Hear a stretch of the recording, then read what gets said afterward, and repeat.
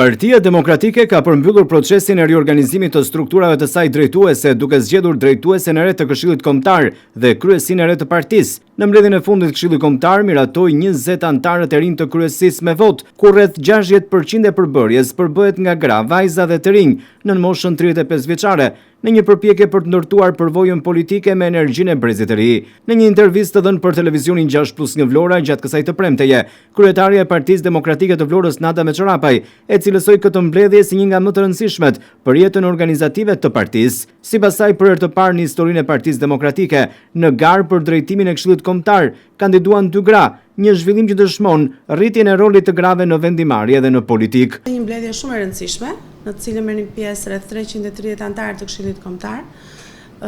Pika e parë konkretisht ishte përzgjedhja e kryetares së Këshillit Kombëtar, ku për herë të parë në garë ishin 2 kandidate femra. Kandiduan Silva Hasaj dhe Julia Emiri, dhe kandidatja që mori masën më të madhe të votave ishte pikërisht zonja që u zgjodh kryetari i Këshillit Kombëtar të Partisë Demokratike të Shqipërisë, zonja Julia Emiri. Kjo ishte faza e parë e zhvillimit të punimeve. Faza e dytë kishte të bënte konkretisht me procesin e votimit për të zgjedhur kryesinë e re të Partisë Demokratike të Shqipërisë. Punimet u drejtuar nga një komision, kryetari i komisionit ishte zoti Gazbardi, pjesë e komisionit isha dhe unë si përfaqësuese e Partisë Demokratike Dega Vlorë, ku për mua është sigurisht besim dhe privilegj, dhe zoti Ivi Kaso. Ky proces filloi gjatë orës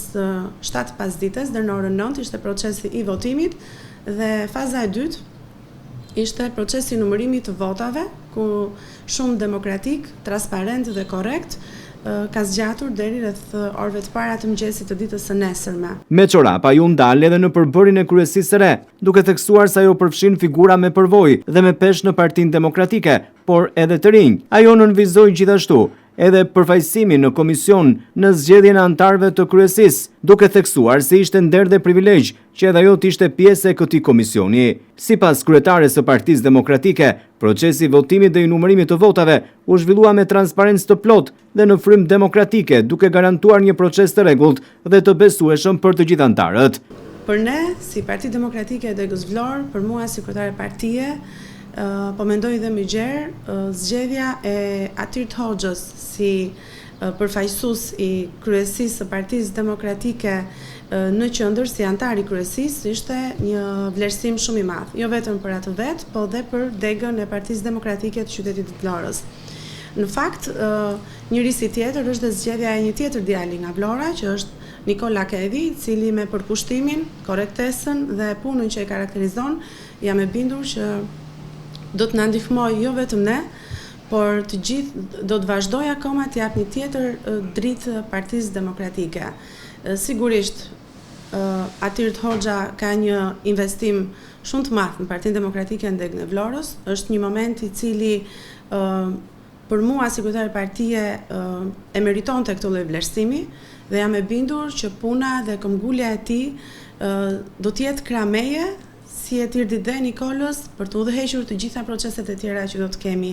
që do të vinë më pas në Partinë Demokratike të Shqipërisë, por sidomos në qytetin e Vlorës. Sipas Meçorapajt, një vlerësim i rëndësishëm ishte edhe zgjedhja e Atyrt Hoxhës si antar i kryesisë së Partisë Demokratike, ndërsa përfshirja e Nikola Kedhit në struktura drejtuese përfaqëson një sinjal të qartë për rritjen e rolit të rinjve në vendimarrjen e partisë. Partia Demokratike, sipas Meçorapajt, ka tashmë një konfigurim të ri organizativ, i cili e bën atë edhe më të konsoliduar dhe më të përgatitur për sfidat politike të periudhës në vijim. Ky konfigurim i ri i Partisë Demokratike, nëse do të më lejojë të shpjegoj disa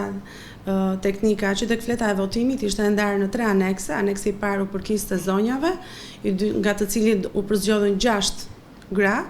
Aneksi i dytë u përkiste të rejave dhe të rinjve, ku dolën konkretisht 3 vajza dhe 3 djemë të rinj, ku nga kjo kategori u vlerësua Nikola Kedhi, dhe aneksi i tretë u përkiste burrave, kategoria e burrave, ku në të gjithë këtë kategori dolën vetëm 8 antar kryesie të PD-s-s, pjesë e të cilës doli Atyrt Hoxha, kandidati i Partisë Demokratike të Degës Vlorës. E reja që solli ky Këshill Kombëtar, konfigurim i ri, vëmendjen kryesore të rinjt, të rejat dhe gratë. Unë mendoj që është një fytyrë tjetër e Partisë Demokratike, e cila ka më shumë energji, më shumë vizion dhe më shumë dëshirë dhe vullnet mendoj për të çuar gjërat përpara. E shikoj këtë konfigurim edhe tek kryesia e Partisë Demokratike Degës Vlorë dhe jam e bindur që këto lloj përzgjedhjesh